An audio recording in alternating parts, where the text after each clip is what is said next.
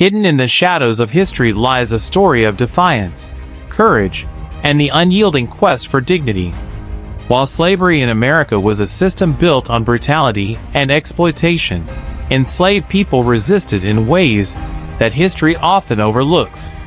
Beyond dramatic rebellions and perilous escapes, there were quieter acts of strategic resistance.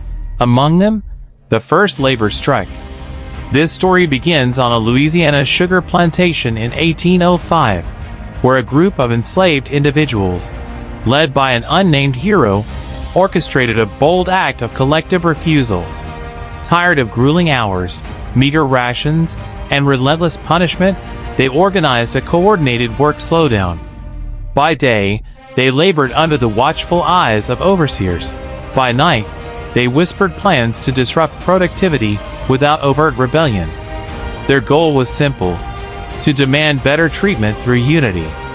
The strike sent shockwaves through the plantation. Faced with plummeting output, the planters briefly relented, granting small improvements like better food and rest. Though these concessions were short-lived, the act itself marked a profound victory. It proved that even under the harshest conditions, collective action could force change. This strategy of resistance, nonviolent yet disruptive, became a blueprint for others. Decades later, in 1842, enslaved ironworkers at Virginia's Tredegar Iron Works staged a strike to protest being replaced by white laborers.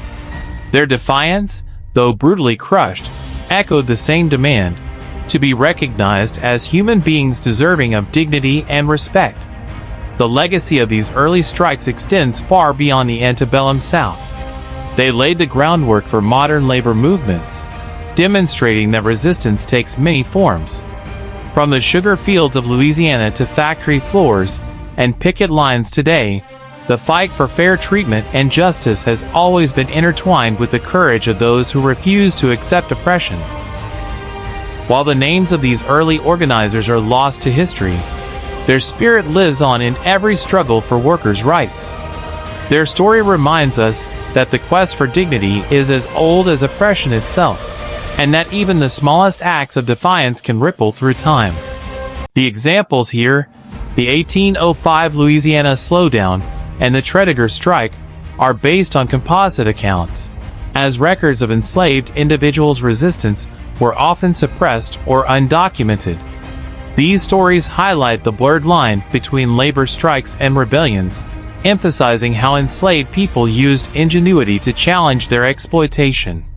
While specific leaders remain unnamed, their collective actions underscore a shared resolve to reclaim agency in a system designed to deny it. This narrative honors their resilience and invites deeper exploration into the untold histories of resistance.